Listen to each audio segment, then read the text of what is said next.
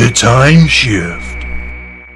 Hello and welcome to The Timeshift. I'm Chris Hall, and this week I'll be looking at the latest edition of Class entitled Detained. Now, because this video is something to review, this video is going to be spoiler heavy. So if you don't want this episode spoiled for you for whatever reason, it's best to switch the video off now. Okay, everybody ready, everybody geared up, let us dive headfirst into Detained. Okay, so... oh, Jesus Christ, right. Let us try this week to actually have an actual review. Let us try this week not for this to be just me having a rant for about 20 minutes or so. Let us actually have a review. Let us look at this episode and try and analyse it, to dissect it, to try and be positive, to have a great happy rainbow of joy and happiness come over this entire video rather than me just sitting here and losing my mind. So let us look at the positives of this week's episode. Positive number one, it wasn't shit. This week's episode wasn't shit. It wasn't as bad as I worried it would be. Though with that said, it wasn't fantastic by any stretch or means of the imagination. As a whole, it was average. Much like most of the episodes in this series, it is average and very, very little else. The story itself was... well, if I'm going to be absolutely brutally honest about it, I found it to be fairly, well, juvenile in a way. It felt like something that I would almost expect A-level students to produce, which is oddly apt given the characters themselves are supposed to be A-level students, but still. The entire idea to the episode is that all the characters have to tell the truth. They all have to confess their secrets. As soon as someone gets the magical baked potato, it's their time to tell the truth. It's that actor's time to shine. Maybe I'm being distinctly harsh on this episode, but there is definitely something about it which rings close to the A-level drama kind of thing to me. I find the whole idea of this magical glow-in-the-dark lump of burnt cheese to be very pretentious in a way. I mean, it definitely does feel like something I'd expect to see on an A-level course, or maybe in the beginning few weeks of a drama course at university. I mean, my God, I think I probably have seen a piece like this at university by some first year that thinks they're being very, very clever and very artistic, but at the end of the day, the thing that really kills this episode, I suppose, more than the fact that I find that the whole idea behind it to be slightly pretentious, is the fact that we didn't really get anything from the characters themselves which felt like a revelation. The only thing that really got towards a character revelation was with Polish boyfriend saying that he is afraid of Prince Charlie. That's the only thing that really got from it, which felt like a genuine out-of-character bit, a genuine bit that felt like a revelation. Everything else about April and Ram, their whole relationship being a bit wonky, yeah, that didn't affect me, and I didn't find that at all surprising, because I find their entire love affair to be very, I don't know, almost instantaneous. It's almost as if they've just suddenly decided after meeting each other for a whole of 5 minutes to decide, let's become an item. I mean, had this whole thing come maybe a series or two down the line when we know the characters a bit more, or we've kind of seen an actual relationship blossom between the two of them, maybe then it would have the necessary kick to the guts that it needed, but they've, been an item now for 2 episodes, and if we're going to look at it on a story basis, only really one story. So for them to turn around and say, oh well, I don't love you the way that you love me, and I hate the fact that you don't love me the way that I love you. I love you, April. That kind of stuff. I just what's the takeaway? That I'm supposed to be shocked or saddened by that? I'm not. Because we've suddenly just decided these characters are going to be an item now. We decided that pretty much in the last story, so what, we're now supposed to see Trouble in Paradise?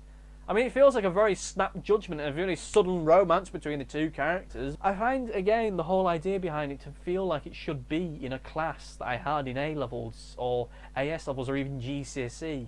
It's like that class that you get in drama, where that activity where they get you to lie down on the floor and to slowly wake up and to go around as if you're just seeing the world for the first time. Look at all the sights you've never seen before because this is your first day on Earth, kind of thing. It feels that level of pretentiousness, but not really taken to a degree which makes it feel worthwhile. It's fine, it didn't aggravate me, it didn't have me pulling my hair out, but at the same time it does feel like the kind of things that these characters, if they were in drama class, would think is being very clever and artistic, but at the end of the day it's kind of like a thing. It's just like oh yeah, they're telling the truth. That's novel. So is anyone going to say anything which is interesting? No? Alright then. At the end of the day, this episode is average more than anything else. Yes, I find the idea behind the episode to be pretentious. Yes, I hate the fact this entire episode is just a massive characterization dump. But aside from that, the episode itself didn't get me angry or upset, but at the same time it didn't really hit home with any kind of massive revelations or anything to me to find terribly interesting or exciting. It's just average, and that's all it is. Totally throwaway beyond anything else. So to stop me from repeating myself, let us just dive into performances where I have maybe a little bit more to say. Okay, so here we are in the performance section where I talk about the performances of all the actors within it, and I have to say that this week there wasn't really any particular performance that stuck out to me. Now that's not to say that no one within this episode was any good or anything like that. No. It's more the fact that this episode was a lot more of an ensemble piece than what we've had previously. Everyone within this episode had their time to shine. Everyone within this episode had their own moment in the sun. A moment for them really to try and make a name for themselves as performers and as actors. So with that regard, it's not really fair with me to sit here and to discern who's the best and who's the worst when they pretty much all were of an adequate standard. There was no one who was fantastic, but at the same time there was no one who was terrible.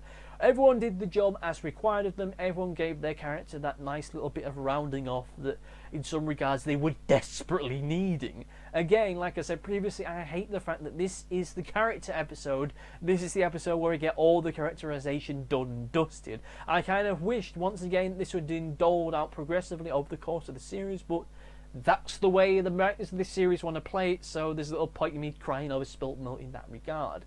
Everyone was okay. Everyone did the job that was required of them. As I've said previously, if we are going to apply a kind of central focus in terms of character to this episode, this was very much Prince Charlie's time to shine. This was very much his episode in which we learnt more about his angst and his anger and his wish and his desire that he could punish the Shadow King for destroying his race. And that speech that he gave towards the end of the episode, it's probably one of the few moments I actually liked him as a character, that we can actually see a little bit less of this pompous, pretentious, self-important little prince character and something a little bit more identifiable and emotional, something that made him feel a little bit more three-dimensional than what we've had before, which is great. It's just a shame that I fear that next week we're not really going to see anything developed on that. And as a story itself, I kind of find it a little bit disappointing that the big thrust of this episode, the whole mystery behind it was, this whole thing was just a freak accident. I would have loved it at the end of this episode if this whole alien baked potato thing was all some kind of trap devised by Miss Quill, that she had deliberately put them in this room together, that she could get this confession out of Prince Charlie and him saying how he really wanted to destroy the Shadow King, so that maybe in the final 2 episodes she could use it against him, but it wasn't.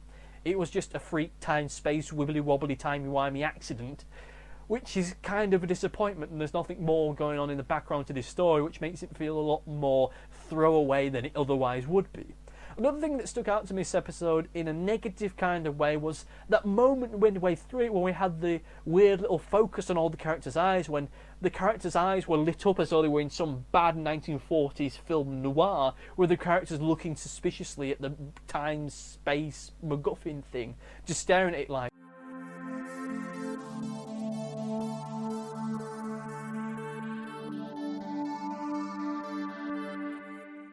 was an odd creative decision in my opinion, one that makes the episode as a whole feel that little bit more pretentious, especially when you consider it to how I feel towards the whole everyone has to tell the truth idea. I mean, It feels as though it's some arty-farty little twat thinking to themselves, you know what, the gateway to the human soul is the eyes. So, like, if we focus on the eyes, we can create such intimacy between the actors and the audience. Oh, I'm such a genius! It just felt very, very, very strange, an odd little addition to the episode itself. Sure, there were other things to it. Again, I despise the fact that this feels like a last-minute attempt to do characterization, but, you know, there is. That's the whole thing that it is. It's so that we feel sorry for everyone in the next couple episodes, but I find it all the more odd that here we are with this last-minute characterization, but next week's episode, there's not going to be anyone from this week's episode. It's all going to be about Miss Quill and her wacky adventures as she goes off to try and get her free will back. I'm going to be honest with you, the whole bit with Prince Charlie getting upset, that didn't change my opinions on him as a character. I think it still figures a complete and utter bellend, but still, this episode went some way to at least making him feel a little more three-dimensional. Everyone else was fine, perfectly fine. Again, there was no real standout performances, but that's not to say people were bad. Next week's episode looks curious, and I'll discuss that in the overview. So here we are in the overview, my opinions of the episodes as a whole, but as I've said previously, I found this week's episode to be decidedly average. It wasn't bad or terrible. The worst I can say is that the whole idea behind it I found to be ever so slightly pretentious, and some of the creative decisions therein made it feel thusly, but still, it did have a beginning, middle and end to it. It did have its own individual story arc, which wasn't trying to set up or pay off to other things that have been prior to it or things that are going into next week. Yeah, it kind of ties into next week's episode, but that feels more like a retroactive addition to it more than anything else. This week's episode feels like it could be its own unique entity. Next week's the entire same thing. I do find it, again, as I say again, that I find the whole idea of this entire episode is just a massive dump for characterization to be frankly horrible. I hate the fact this entire episode seems to be just trying to make up for lost grounds to make us care about the characters when really it could have been better handled. I'll probably talk about this more if I decide to do a whole review as the series as a whole, but we'll cross that bridge when we come to it. Next week's episode is going to focus around Miss Quill's character. It's going to be about her and her trying to get her free will back. Even though we can tell by the end of the episode nothing bad's really going to happen to her. She might lose her eye, but I think that's just like as a result of her getting the alien boogie bitey thing taken out of her brain. I think the guy that she's with will probably die, and not Michelle Gomez will survive so that she can do something evil and scary in the final episode.